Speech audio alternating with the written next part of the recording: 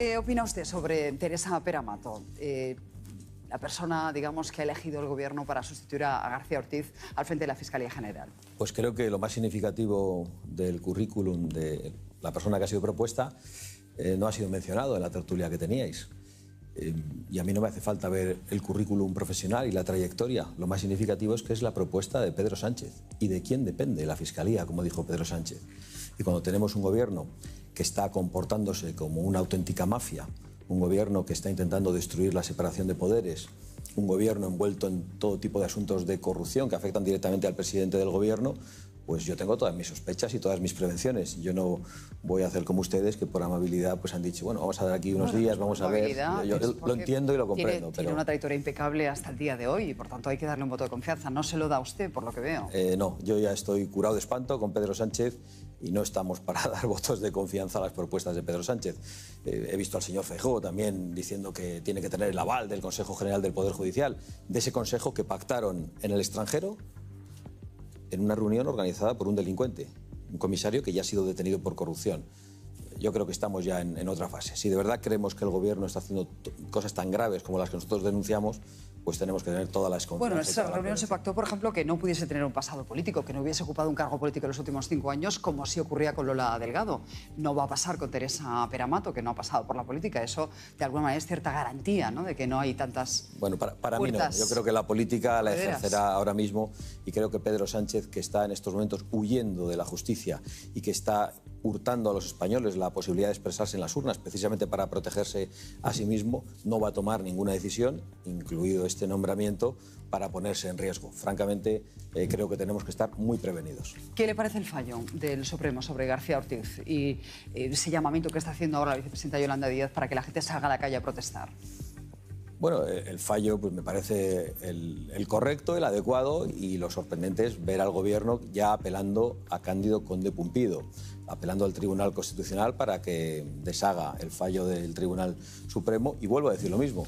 ¿Por qué estamos en una situación en la que el Tribunal Constitucional puede deshacer todas las sentencias del más alto tribunal como es el Supremo? Pues realmente lo puede hacer porque ha habido un pacto entre el Partido Popular y el Partido Socialista que decidió poner a Cándido Conde Pumpido al frente del Constitucional. Es decir, hay responsabilidades compartidas y ahora el Constitucional, tal y como pide Sánchez abiertamente en los medios de comunicación, revoca este fallo, pues estaremos ante una muestra. ¿Coincide usted, por tanto, con la extrema izquierda de que la justicia en este país está politizada y que el Supremo tiene una mayoría conservadora y el Constitucional una mayoría progresista? Por tanto, yo creo que no podemos. Marcadas. No, yo no voy a hacer esa afirmación. Yo creo que no podemos llamar justicia al Tribunal Constitucional. Creo que hay excelentes profesionales, excelentes jueces en España, en todos los juzgados de España. Probablemente cada uno tiene su ideología. Creo que en la mayor parte de los casos responden aplicando estrictamente la legalidad. Y creo que el Tribunal Constitucional es una cosa que sale de la acción de la justicia. Es un tribunal de carácter político, pactado por los políticos, y que estamos viendo que se ha atrevido a hacer cosas como tumbar la sentencia de los ERES y, en definitiva, indultar toda la corrupción perpetrada en Andalucía durante décadas. Yo creo que el Tribunal Constitucional está al servicio del gobierno, como se demostró también cuando se revocó la sentencia que ilegalizaba a los herederos de ETA en el Parlamento. El Tribunal Supremo ilegalizó a aquellos partidos y el Tribunal Constitucional tumbó aquellas. Pero no entiende que el Supremo actúe por motivaciones políticas, como ayer mismo decía Óscar López, sentado donde está usted ahora. No, en absoluto. Le quiero preguntar por las encuestas, porque todas coinciden en que Vox estaría ascendiendo. Entiendo que su objetivo sería un 20%. Pedirá usted, no, mi objetivo es gobernar, sí. pero estarían ahora en un 16, en un 17, ¿no? No lo sé. Según los sondeos. Y lo que leemos en ABC es que ahora mismo la transferencia de votantes del Partido Popular a Vox habría llegado a su techo y que ustedes están apostando por el caladero tradicional de la izquierda. Bueno, eso son interpretaciones que estoy leyendo en los medios de comunicación y tengo que negarlas. Nosotros no estamos apostando por ningún caladero. Nosotros nos estamos dirigiendo a todos los españoles, votasen lo que votasen.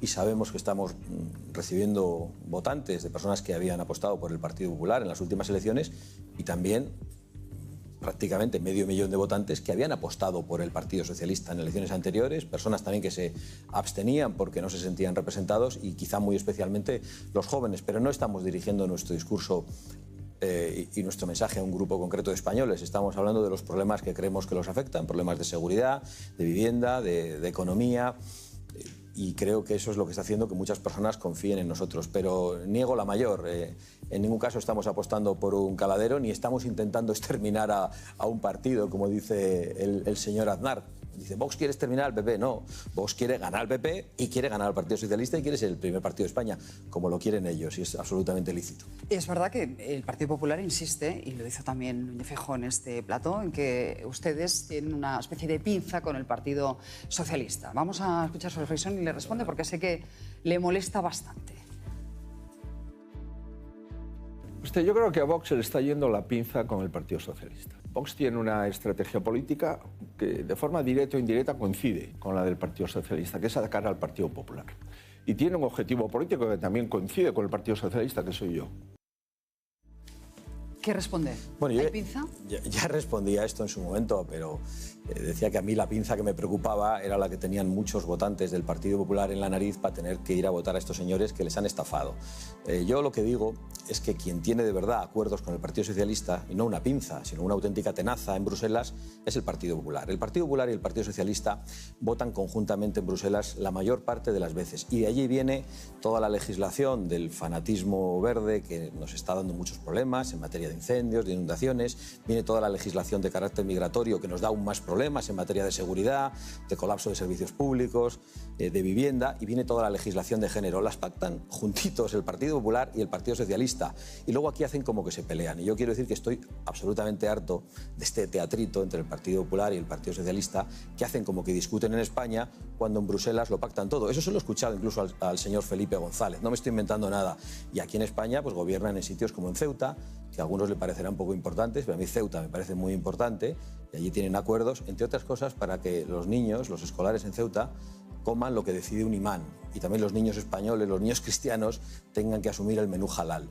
Entonces, no entiendo al señor Feijóo cuando dice estas cosas y luego se reparte el Consejo General del Poder Judicial, los órganos de la Junta Electoral, el Tribunal de Cuentas, las comisiones parlamentarias de Congreso y Senado. Yo creo que es el señor Feijóo el que tiene que explicar qué tipo de acuerdos tiene con el Partido Socialista. Yo lo que le pido es que lo rompa todos. Pero no me negará usted que le viene muy bien al Partido Socialista mantener ese relato de que va a gobernar la ultraderecha, que llega Vox, llega el coco y hay que frenar como sea ese auge ultra, ¿eh? Pues yo sí se lo negaré, y se lo negaré porque precisamente hay votantes que votaron a Pedro Sánchez el 23 de julio y que ya están decidiendo votar a Vox, y eso lo detectamos en todos los estudios de opinión, y es algo muy significativo. Si el Partido Socialista cree que Vox le viene bien, oye, yo me alegro, que sigan pensándolo, pero yo me estoy dirigiendo también a los votantes del Partido Socialista, que tienen los mismos problemas que los demás votantes, problemas de vivienda, de salarios y de seguridad, y yo creo que eso lo entiende todo el mundo que nos está escuchando, vote lo que vote. Escuche la reflexión que hacía ayer un joven de las nuevas generaciones del Partido Popular en relación a esa pinza, ¿eh? Yo le preguntaría por qué hace más oposición al Partido Popular que al Partido Socialista, en un momento donde se está evidenciando que el Partido Socialista es incapaz de gobernar, no puede hacer leyes, no puede hacer presupuestos, tiene a su entorno en los tribunales imputados y algunos condenados, como acabamos de conocer. Me gustaría saber si realmente cree que capitalizando todo este odio y este descontento, cuando llega al poder y empiece a señalar y a perseguir a esa misma gente que hoy está intentando buscar su voto, ¿qué va a hacer? ¿Qué plan tiene para deshacerse con toda esa gente que está aprovechando para que le vote, pero que realmente no entra dentro de su proyecto de país? ¿Qué responde usted a Ion y a Gonzalo? Bueno, al último, que no tengo intención de perseguir a nadie. Lo que tengo intención de hacer es defender los intereses generales de España y los intereses y las preocupaciones de los ciudadanos españoles. Yo estoy volcado con los problemas de los españoles, no con los problemas del mundo. No quiero ser secretario general de la ONU, quiero presidir el gobierno de España. Y por lo tanto no tengo intención de perseguir a los españoles, tengo intención de que se viva en un país democrático, con Estado de Derecho, que pueda tener orgullo nacional y en el que la gente llegue a final de mes y pueda comprar una vivienda. Gonzalo se define como progresista, pero luego vale, yo lo imaginaba. Y el otro debe ser progresista del Partido Popular, el pobrecillo que ha dicho eso de que hacemos más oposición al Partido Popular que al Partido Socialista. Yo le acabo de poner una querella a Pedro Sánchez, de todas las que le hemos puesto, entre otras cosas, por haber mentido en una comisión parlamentaria, si lo que se está denunciando en estos momentos es cierto. Es decir, de que se reunió con Otegi, de que conocía al empresario que los puso en contacto, el presidente del gobierno, habrían mentido en sede parlamentaria y hemos presentado una querella. Pero es que le hemos presentado muchas. Es que le he presentado 2 mociones de censura. Es que al Partido Socialista le estamos diciendo de todo y al señor Pedro Sánchez, pues no hace falta que pongan ustedes mis declaraciones públicas en el Parlamento porque son suficientemente contundentes y conocidas. Jamás me he referido en esos términos al Partido Popular, con lo cual esto es una mentirijilla que esparce el Partido Popular y que no se sostiene. Y además lo digo con toda claridad. Yo digo que a los españoles no se les puede ofrecer solo el menú bipartidista. Hay más alternativas. Y el menú bipartidista es o la mafia o la estafa. Hombre, francamente, llamar estafa es un poquito más suave que llamar mafia. Usted da credibilidad, por lo que veo, a la reunión entre Pedro Sánchez y Otegi, presuntamente en un caserío en el año 2018 para preparar la moción de censura que derribó a Mariano Rajoy a lomos de la corrupción. Sí, yo le doy credibilidad a la posibilidad de que esa reunión existiera. No sé si existió, pero no me sorprende en absoluto. Pedro Sánchez ha demostrado de manera suficiente que es capaz de mentir a todos y todo el tiempo. Ha demostrado no tener escrúpulos para llegar al poder. Ha demostrado que iba a aplicar una ley de amnistía que él mismo dijo que era inconstitucional, que iba a pactar con todos aquellos con los que dijo que no iba a pactar. Entonces es un personaje del que se puede esperar una mentira. Y Arnaldo Otegi es un personaje que necesita a Pedro Sánchez en el poder y sabe que esta noticia le viene muy mal a Pedro Sánchez. Por lo tanto, yo tiendo a pensar que ellos tienen la obligación para continuar esta huida hacia adelante por parte de Pedro Sánchez y esa garantía de tener un presidente débil al frente de España, que es justo lo que necesitan todos los que odian a España, y por lo tanto creo que esa mentira está sustentada en la necesidad tanto de Otegi como de Pedro Sánchez. Otegi lo niega, además pide que quien tenga datos sobre esa reunión los aporte. Incluso desliza que Koldo ha trabajado en el pasado para la Guardia Civil en la lucha contra el terrorismo y que podría ser un agente encubierto de la Benemérita. Bueno, esas ocurrencias no voy a valorar. Lo que sí sé es que pide datos y hay un dato. Parece que es el propio chofer el que dice que se produce esa reunión. Y evidentemente no se sacaron fotos, tomarían todas las medidas de precaución y de seguridad para que eso no se supiera. Y por eso probablemente se muestran tan seguros de que eso no va a salir. Pero en todo caso, voy a decir algo. Es irrelevante que esta reunión se produjera o que no se produjera. Lo cierto es que a Pedro Sánchez le ha puesto Bildu en el poder junto a otros partidos políticos, pero Bildu, que llegó a decir en la anterior legislatura que Bildu quita y pone presidentes de España. Esa es la realidad. Entonces, Pedro Sánchez llegó a lomos de Bildu y va a aguantar hasta el final, protegido de alguna manera por los escuadristas de Bildu. Y digo esto porque lo hemos visto en Pamplona, cómo han salido a agredir en la universidad, encapuchados, vestidos de negro, en actos de violencia llamativos. Hemos visto una manifestación... Un periodista, además, del Español. Es verdad, un periodista del Español. Hemos visto una manifestación muy multitudinaria en Bilbao también este fin de semana. Y yo he visto sorprendido cómo en las redes sociales las cuentas socialistas veían eso con orgullo.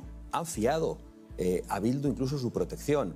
Están haciendo cosas que algunos no creíamos que se pudieran atrever a hacer. Por ejemplo, el gobierno ha indultado a los terroristas callejeros que con adoquines y quemando coches agredieron a la policía y a Vox hace 6 años.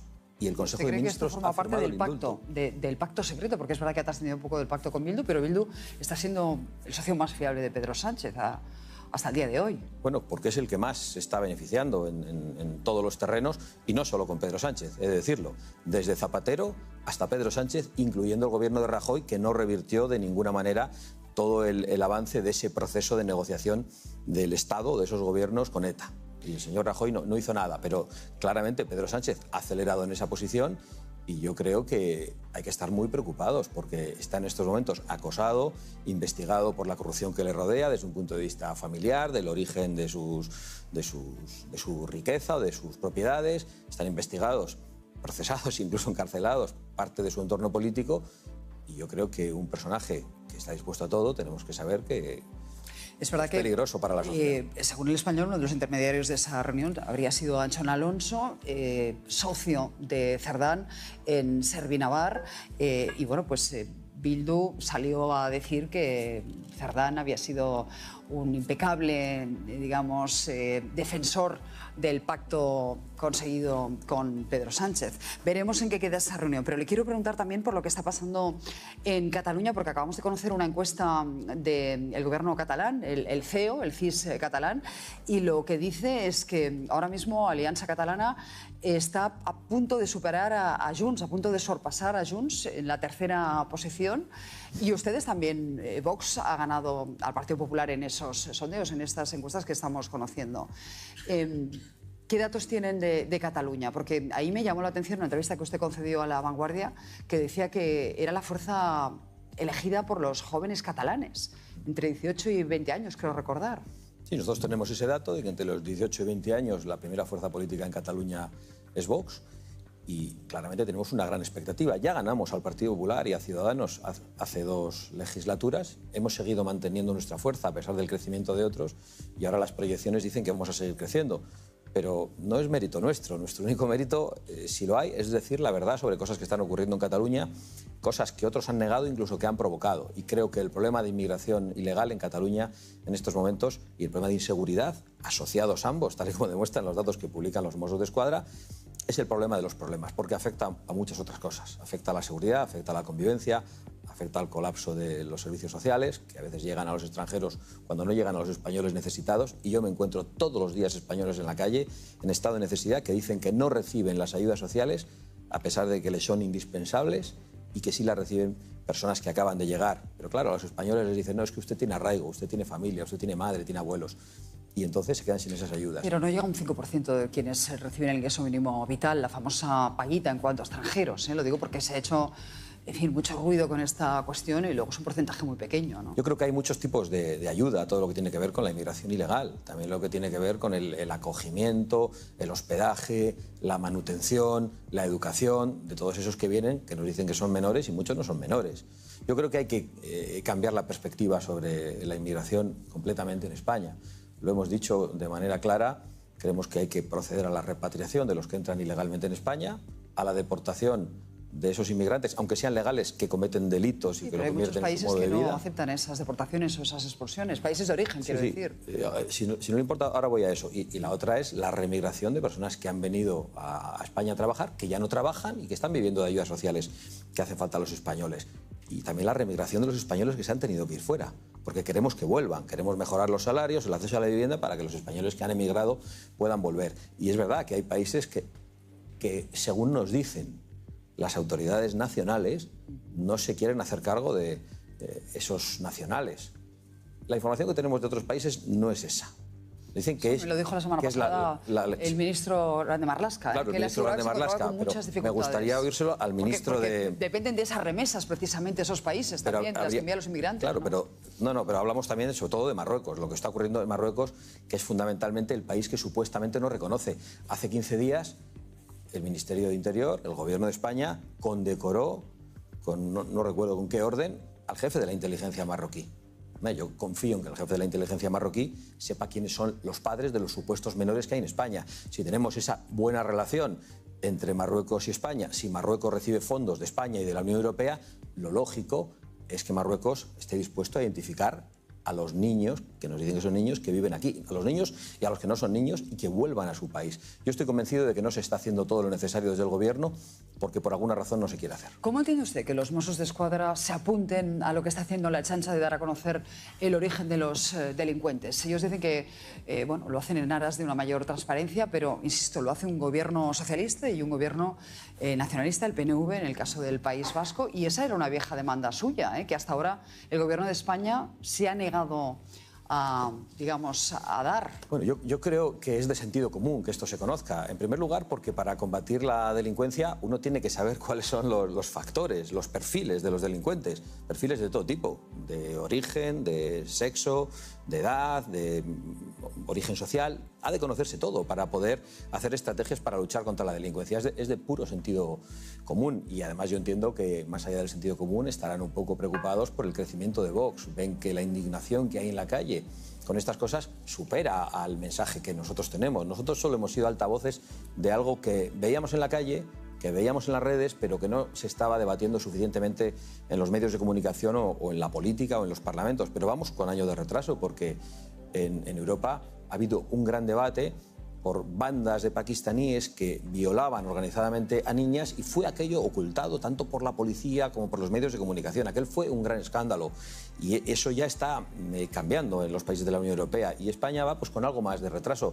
Yo estoy convencido que esto acabará siendo publicado en todo tipo de instituciones y si no los españoles tomarán nota y el cambio llegará mucho antes. Es verdad que las agresiones sexuales en este país se han triplicado en los últimos 8 años, pero la tasa de homicidios sigue siendo bajísima y la delincuencia en general en España está muy por debajo de otros países de nuestro entorno. Ya no digo si nos comparamos con Estados Unidos, por ejemplo, en cuanto a tasa de homicidios. Bueno, yo creo que lo más grave que está pasando en estos momentos es precisamente la multiplicación de las violaciones en España y que la acción de este gobierno ha hecho que las mujeres estén en mayor peligro en las calles. Yo creo que hay un peligro triplicado como consecuencia de leyes absolutamente inconcebibles, como la ley del sí es sí, que supuso la excarcelación de muchos violadores, y luego el cerrar los ojos ante la avalancha de inmigración ilegal procedente de países donde hay personas que consideran que la mujer es un trapo, que se la puede meter en una cárcel de tela o que se puede disponer de ella. Creo que Sánchez se ha convertido en un peligro para las mujeres y creo que aunque en otros países haya más delincuencia de otro tipo, eso no nos debe tener tranquilos. Yo creo que la delincuencia está creciendo en todas partes, lo decía también el mozo de escuadra que intervenía antes, sí, respecto a Cataluña, los hurtos, etcétera, y eso es algo muy incómodo, el salir a la calle y pensar que te van a robar el bolso, el teléfono. El Partido Popular acaba de presentar una propuesta precisamente para endurecer las agresiones sexuales, para revertir la ley del solo sí es sí y para provocar expulsiones de los delincuentes extranjeros que son violadores. Entiendo que ustedes se sumarían a esa propuesta. Bueno, en realidad no. En realidad es el Partido Popular el que se ha sumado a lo que nosotros llevamos diciendo hace mucho tiempo y la realidad es que el Partido Popular gobernó y no lo hizo. Con lo cual, si conseguimos un cambio, estemos nosotros por delante o ellos por delante de nosotros, espero que eso cambie en España y que realmente los agresores sexuales se queden en prisión de manera definitiva y que se hagan las leyes necesarias para que no pueda salir a la calle una persona que tiene esa pulsión violenta hacia las mujeres.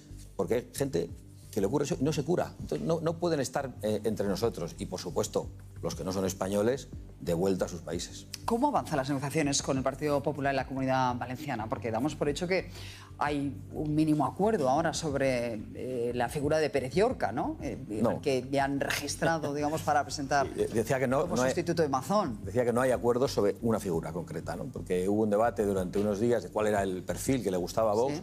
Vox no elige ningún perfil dentro del Partido Popular. El Partido Popular sabrá quiénes son sus candidatos. A nosotros solo nos importaba el compromiso que vaya a adquirir ese candidato, en este caso Pérez Llorca, en su discurso de investidura que se producirá en unos días. Nosotros lo escucharemos atentamente y si en ese discurso de investidura de viva voz y ante todos los españoles se adquieren los compromisos que nosotros deseamos y de los que hemos estado hablando estos días, pues nosotros podremos apoyar esa investidura. Es decir, que la prueba del algodón va a ser el discurso de investidura que haga Pérez Llorca. Sí, porque los papeles firmados con el Partido Popular pues, suelen convertirse en papeles mojados. Entonces preferimos directamente que en boca de ellos se adquieran los compromisos y que se haga con luz y taquígrafos ante todo el mundo y eso es lo que determinará cuál es el sentido de nuestro voto. Ustedes estaban en muchos gobiernos con el Partido Popular y se salieron al cabo de un año por la cuestión de los menores inmigrantes. Claro, ¿esto les capacita para gobernar, sabiendo que hasta ahora apenas han gobernado y cuando lo han hecho se han salido de los ejecutivos autonómicos? Yo creo que esto nos capacita, como a ningún partido político en España, para representar a sus votantes. Yo lo que no podía hacer de ninguna manera es traicionar a la gente con la que había adquirido un compromiso. Y por lo tanto tomé la decisión, con el apoyo de todo el partido, de abandonar esos gobiernos regionales solo un año después de entrar, porque consideraba que la permanencia en esos gobiernos, después de una mentira que nos hizo el Partido Popular en todas las regiones, implicaba traicionar la confianza de nuestros votantes. Creo que ningún partido político en España puede decir eso en los últimos 40 años. El haber abandonado el gobierno, no, un montón de gobiernos regionales, unas cuotas de poder importantísimas únicamente por ser leales al compromiso adoptado en unas elecciones. Lo que pasa es que ustedes se han situado ahora mismo al lado de los partidos independentistas y de la extrema izquierda porque, por ejemplo, no han estado presentes en los actos de restauración de la monarquía en nuestro país. Dicen que no lo hacen porque no quieren validar a un gobierno, me ahorro los calificativos que ustedes utilizan para referirse al de Pedro Sánchez, pero eso les coloca en una situación casi de partido antisistema. Bueno, yo creo que nos coloca en una situación de partido que defiende los intereses generales de los españoles por encima de todo y que no está dispuesto de ninguna manera a blanquear a un gobierno de carácter mafioso, de carácter corrupto y que ha traicionado y mentido a los españoles. Creemos que los casos de corrupción que rodean a Pedro Sánchez fueron la gota que colmó el vaso, sobre todo porque es un personaje que llegó al poder para combatir la corrupción del Partido Popular. Y por lo tanto nosotros decidimos el 12 de octubre no acudir a la tribuna de autoridades, pero no hacemos como los separatistas, a los que por cierto queremos ilegalizar, sino que estuvimos junto a los españoles en la calle aplaudiendo a las Fuerzas Armadas. El otro día se convocó un evento en el marco de estos cientos de eventos de memoria histórica que quiere hacer el gobierno, al que decidieron convocar a Su Majestad el Rey para hablar de los 50 años de la restauración de la monarquía. Pero era un evento más de la memoria democrática en el que nosotros no vamos a estar, pero sobre todo porque no vamos a estar, y lo he dicho con toda claridad, sea en lo que sea, en ningún evento institucional con un gobierno al que estamos diciendo que es una mafia. Nosotros somos coherentes. No se puede decir que el gobierno es una mafia y después aparecer en la foto. Pero cuando ustedes deciden no asistir al Palacio Real, están desairando al rey, no al gobierno. No, no estamos desairando al rey en ningún caso y hemos dado las explicaciones oportunas. Hemos decidido estar esos días con los españoles y nos hemos dirigido a Su Majestad el Rey para excusar nuestra presencia, cosa que no hemos hecho con el gobierno. Pues, señor Abascal, muchísimas gracias por la entrevista. Tenemos chat secreto en relación